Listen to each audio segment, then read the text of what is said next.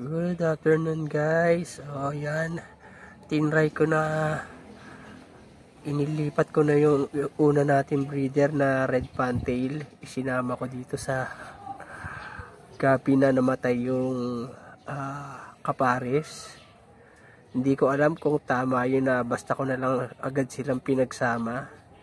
Pero sa nakikita naman natin, hindi naman sila nag-aaway o hindi naman binubugbog, hinahabol. O ayan, hindi ko alam kung bubugbogin ng lalaki yung babae.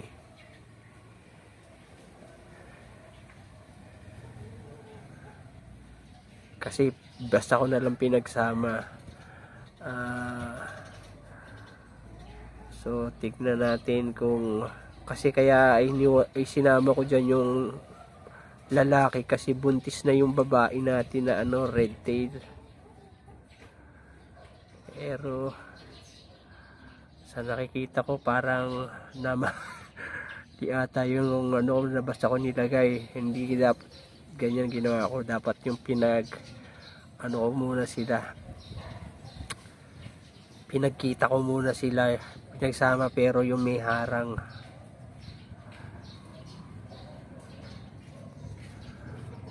Kasi parang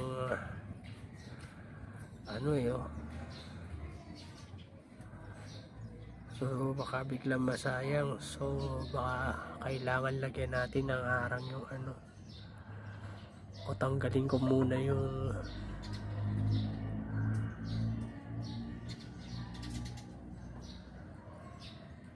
pwede siguro lalagyan ko na lang muna ng harang para hindi sila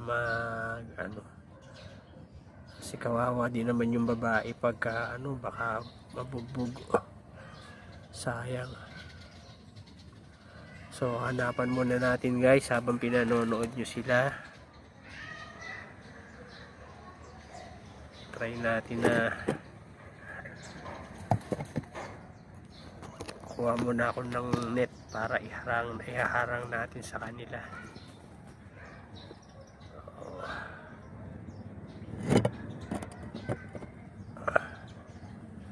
Ayan muna po, hanap lang ako ng screen.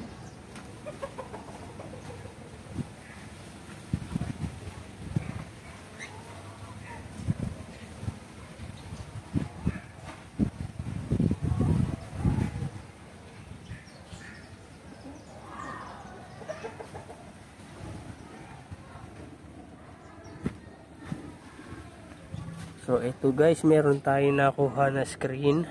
So babawasan lang muna natin bago ko ilalagay.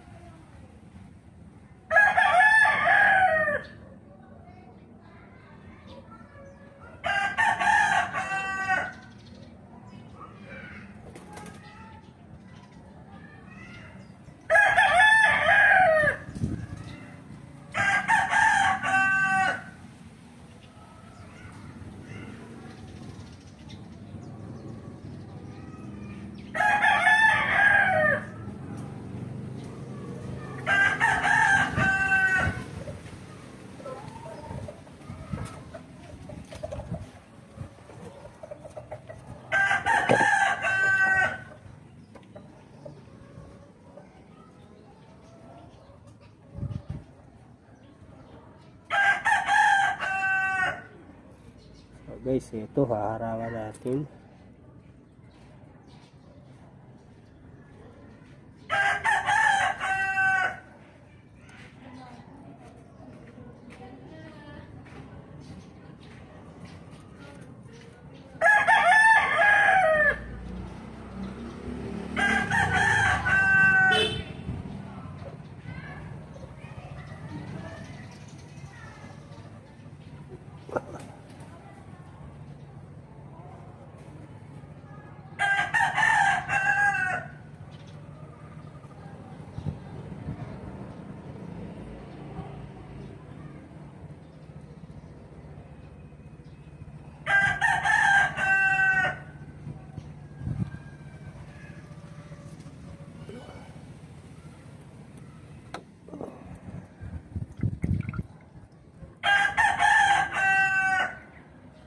So ayan guys, pinag-iwalay na muna natin sila para hindi mabugbog yung ating female na gapi.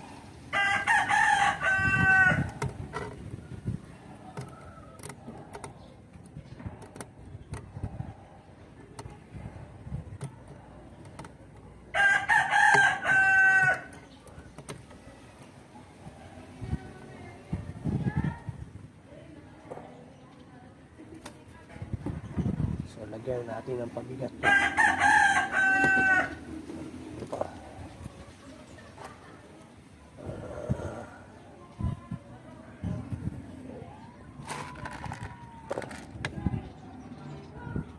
Yan.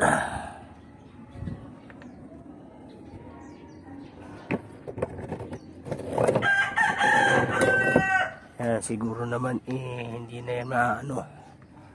So pag ano muna natin sila bago ko sila pagsasamahin uli.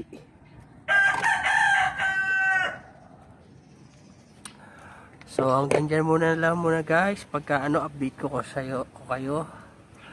O sa susunod maglalabing-labing na sila. Habang yung isa naman inano natin. Ayan siya. Ay, hiniwalay ko na kasi malaki na uli yung tiyan nito. No, malaki nating red pantail na gapi. Kung nakikita nyo. Hahanapin. Ayun o. Kita nyo, bilog na uli yung tiyan niya. Ayan o. Kaya ano na muna natin siya dyan para hindi ma-stress. O dyan na muna si mother red pantail. Tapos ito ayun, sa mga susunod na araw na natin sila tatanggalan ng ano. So hanggang dito na lang muna guys. Thank you for watching at update tayo.